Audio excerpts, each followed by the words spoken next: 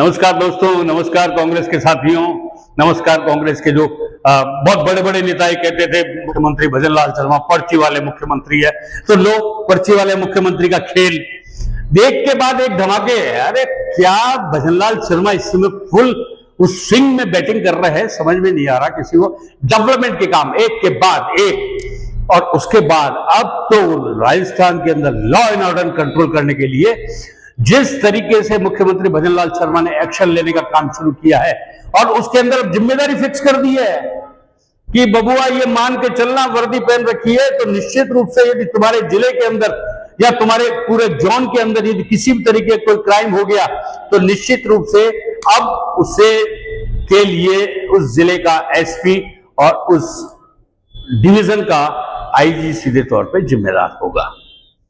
और अब देखिए नशे का बिल्कुल एक राजस्थान के अंदर एक जाल सा फैलता जा रहा, बहुत तेजी से नशे का कारोबार करने के लिए एक संगठित गिरोह काम कर रहा है। हथियारों के मामले में राजस्थान के अंदर बहुत बड़ी संख्या के अंदर इस तरीके के संगठित गिरोह सामने आ गए। साइबर क्राइम, साइबर ठगी, इसके अंदर राजस्थान का नाम वैसे ही उज्जवल है काफी। इसके अलावा जब नशा आ गया, जब साइबर आ गया, संगठित अपराध आ गए, एक मर्डर की स्थितियां बन गई, या तमाम दूसरे तरीके के जो अपराध है जिनको आसानी से रोका जा सकता है, उसको लेकर अब मुख्यमंत्री भजनलाल शर्मा ने पिछले दिनों जो है पुलिस अफसरों के साथ मीटिंग में उसमें साफ तौर पर दो टूक पे कह दिया कि अब तक जो हुआ हुआ, लेकिन अब वो सहन नहीं करेंगे और यदि किसी भी तरीके का कोई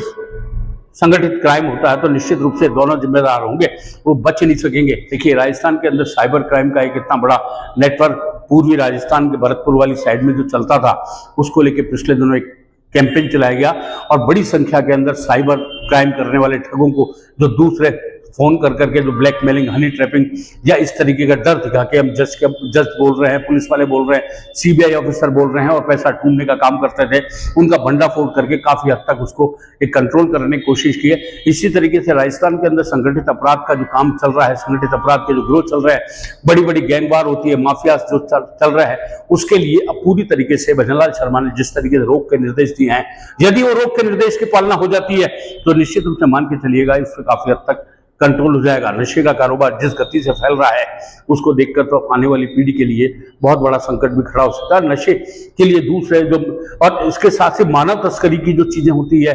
यानी ऐसे अपराध जिसको समाज की दृष्टि में किसी भी तरीके स्वीकार नहीं किया जा सकता, यदि उन सबको अब किया जाता है तो निश्चित रूप से मान के चलिएगा कि एसपी साहब और आईजी साहब सीधे तौर पर जिम्मेदार होंगे। यानी उनकी या तो तबादला होगा या उनकी फील्ड से पोस्टिंग हटेगी या उनको लाइन हाजिर कर दिया जाएगा या उनको बिल्कुल बैठा के चार्जशीट उनको सौंप दी जाएगी, जो भी हो। लेकिन जो राजस्थान की दृष्टि से क्राइम पे कंट्रोल करने के लिए एक बहुत बड़ा फैसला है। सरकार ने यह भी तय किया है कि यदि पुलिस को किसी भी तरीके का कोई अपडेट, आधुनिक चीजों का जो एक नेटवर्क चाहिए अपराधियों को पकड़ने के लिए, वो निश्चित रूप से सब चीजें, सारी सुख सुविधाएं, इस तरीके की टेक्नोलॉजी सरकार देने के लिए तैयार है और उसको जिसका इस्तेमाल बेहतर ढंग से किया जा सके और लेकिन राजस्थान को अपराध मुक्त प्रदेश बनाने का उनका जो लक्ष्य है, यदि वो उनकी बताई हुई चीजें, उनका जो बताया हुआ तरीका ये एग्जीक्यूट प्रॉपर तरीके से किया जाता है तो मान के चलिए मुख्यमंत्री भजनलाल शर्मा राजस्थान के एक अकेले ऐसे मुख्यमंत्री बनने में कामयाब हो जाएंगे जिन्होंने क्राइम पर काफी हद तक कंट्रोल किया। बने रहिए हमारे साथ, हम आपको यूं अपडेट देते रहेंगे। तब तक के लिए दीजिए मुझे इजाजत।